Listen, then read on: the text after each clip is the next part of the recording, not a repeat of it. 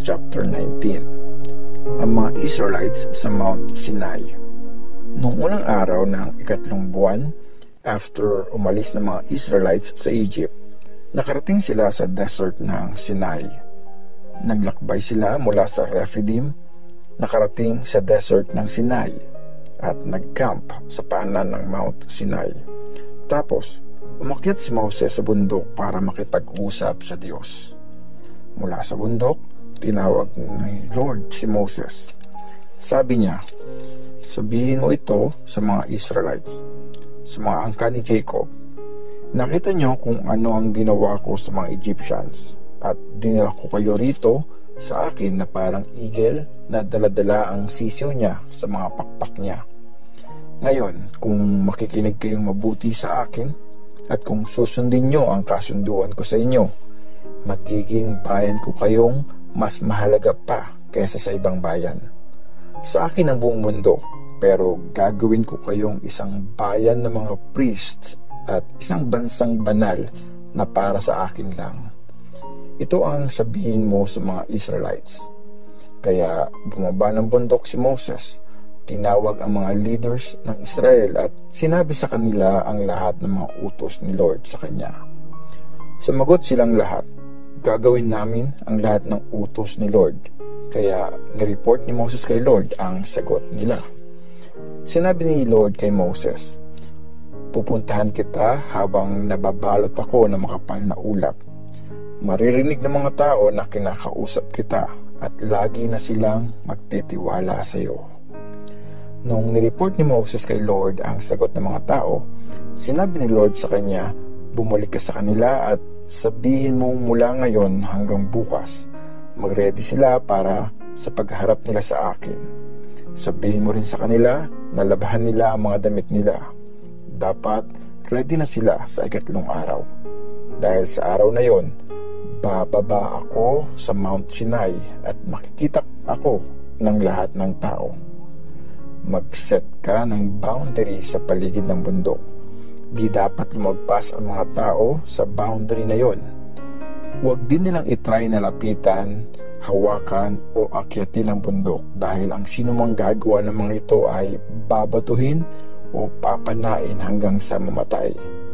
Dapat walang hahawak doon sa pinatay." Applicable ang utos na ito sa mga tao at mga hayop na lalagpas sa boundary. Remember, papatayin sila. Pero pag narinig nila ang malakas na tunog ng trumpet, pwede na silang umakyat ng bundok. Bumaba si Moses mula sa bundok at sinabihan ang mga tao na ihanda ang mga sarili nila sa pagharap sa Diyos at nilabhan nila ang mga damit nila. Sinabi pa ni Moses sa kanila, "Dapat ready na kayo sa ikatlong araw. Huwag muna rin kayong makikipag-sex." Nung umaga ng ikatlong araw, nagkaroon ng kulog at kidlat. Binalot na makapal na ulap ang bundok at narinig ng mga tao ang tunog ng isang napakalakas na trumpet. Dahil dito, nanginig sa takot ang mga taong nasa camp.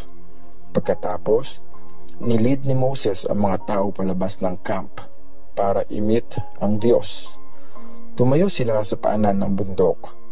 Bumaba si Lord na napapalibutan ng apoy sa Mount Sinai, kaya nabalot ng usok ang bundok.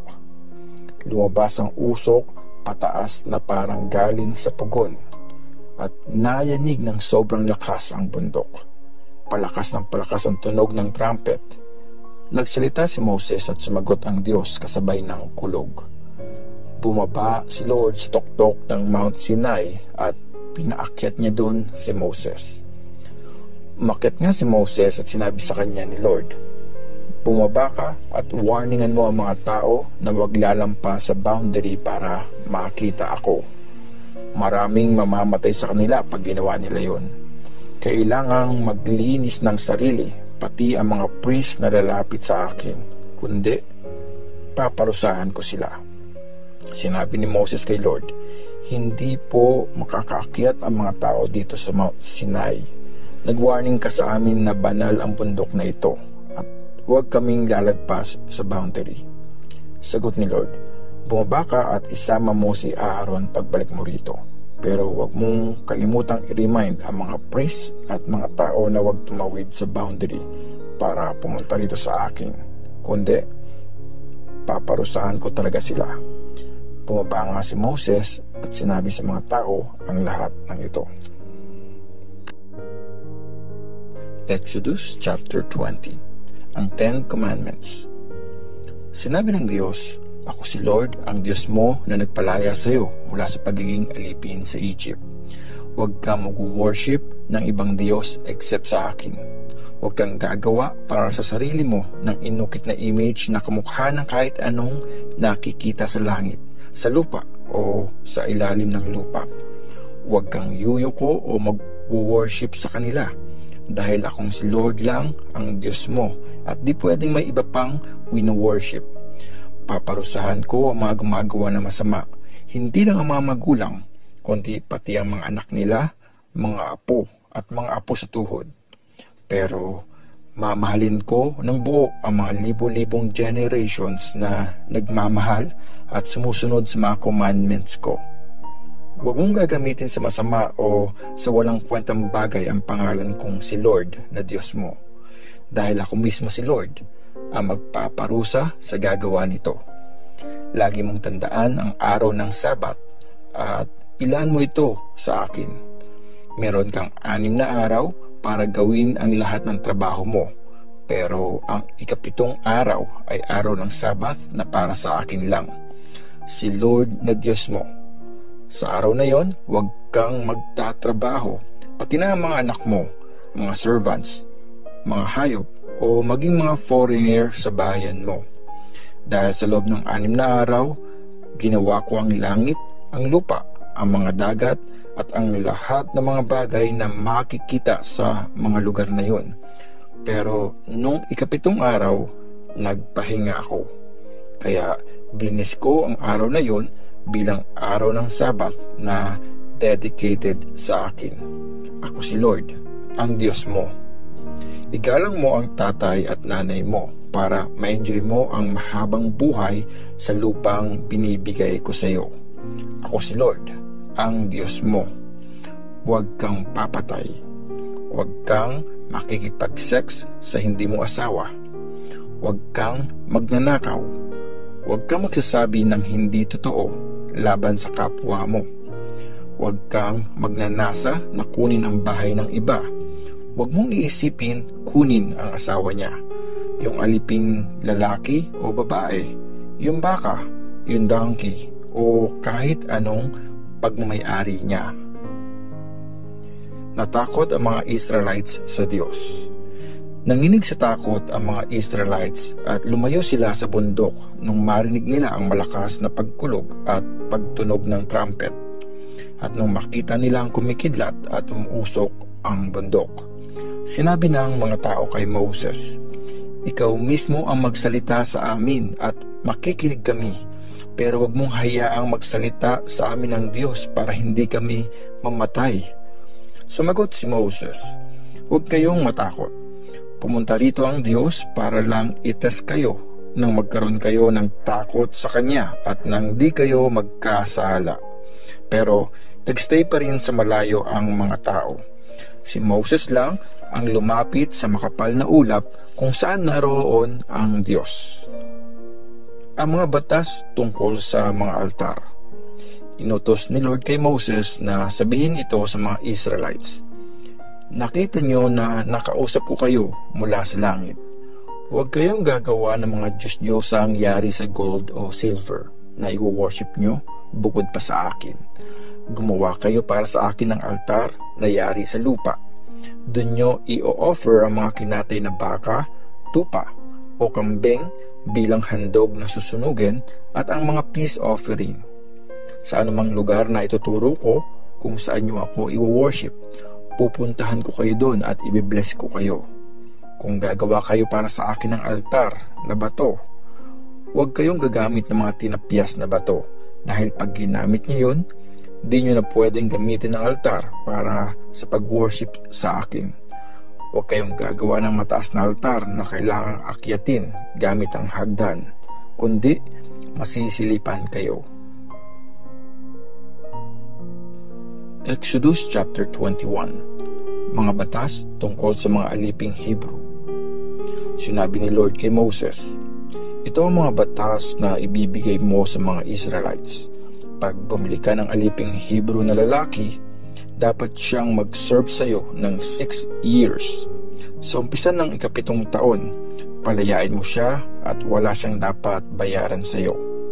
Kung single siya nung naging alipin mo siya, aalis siyang single.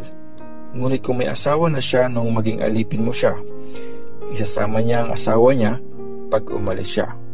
Kung bibigyan mo ng asawa ang alipin mong lalaki at nagkaanak sila, ang babae at ang mga anak niya ay pagmamay-ari mo. Ang lalaki lang ang may karapatang lumaya. Pero kung sasabihin sa iyo ng aliping lalaki, devoted po ako sa inyo, master, at mahal ko po ang asawa at mga anak ko. Ayaw ko nang lumaya. Dalhin mo ang aliping lalaki sa harapan ng Diyos sa lugar kung saan niyo ako wino-worship. Patayuin mo siya sa harapan ng pinto ng lugar na yon at pagkatapos, butasan mo ang tenga niya gamit ang matulis na pambutas. Dahil sa gagawin mong yan, forever mo na siyang magiging alipin. Pag binenta ng tatay ang anak niyang babae bilang alipin, hindi makakalaya yung babae na katulad ng lalaking alipin. Kung di magustuhan ng master ang babae na binili niya para maging asawa, dapat ipatubos niya ang babae sa tatay nito. Di pwedeng ibenta ng master ang babae sa mga foreigners. Ito'y dahil hindi tumupad ang master sa usapan kung bakit niya binili ang babae. Kung binili ng master ang aliping babae para maging asawa ng anak niya, dapat itrato ng master na parang sariling anak ang babae. Kung kumuha ang master ng isa pang aliping babae para maging asawa niya, dapat pa rin niyang ibigay sa naunang alipin na babae ang pagkain, damit at karapatan bilang asawa na dati nang ine-enjoy nito. Kung hindi ibibigay ng master ang 3 bagay na ito sa naunang babaeng alipin, dapat niyang palayain ang babae ng walang kapalit na pera. Mga batas tungkol sa karahasan. Dapat patayin ang kahit sinong manakit at makapatay ng isang tao. Pero kung di niya naman sinasadyang mapatay ang tao at inalaw ko na mangyari yun, pwede magtago ang nakapatay sa safe na lugar na pipiliin ko para sa inyo. Pero kung mapatunayan na sinadya ang pagpatay dahil sa galit, kahit na magtago pa sa altar ko ang nagkasala, kunin niyo siya at patayin. Dapat patayin ang kahit sinong manakit ng tatay o nanay niya. Dapat patayin ang taong mangingidnap ng kapwa niya para ibenta o gawing alipin. Dapat patayin ang taong magmura sa tatay o nanay niya. Kung sa pagitan ng mga nag-aaway ay may nanuntok o nanghampas ng bato at di namatay ang nasaktan pero naging bedridden siya at eventually ay nakalakad gamit ang isang tungkod, kailangang bayaran na nagkasala ang nasayang na oras nung nasaktan. Kailangang ding alagaan na nagkasala ang na-injure hanggang sa gumaling ito. Kung sinaktan ng master ang alipin niya, maging lalaki man o babae, at namatay ito agad, dapat parusahan ng master.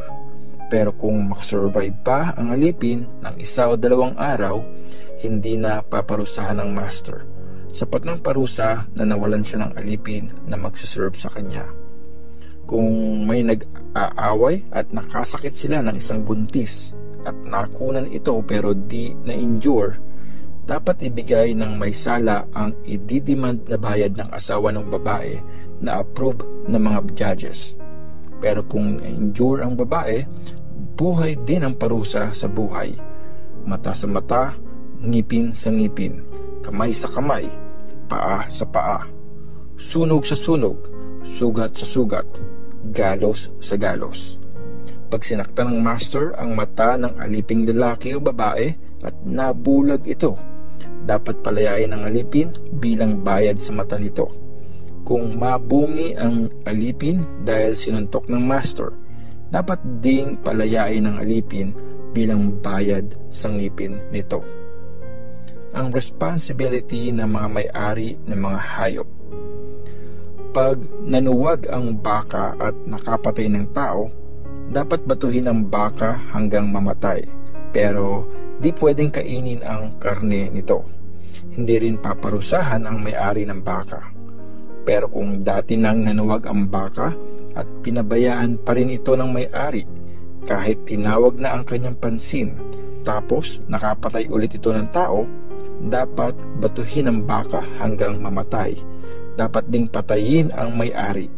Pero kung papayagan ang may-ari na magbayad para isave ang buhay niya, dapat niyang ibigay ang halagang hihingin sa kanya.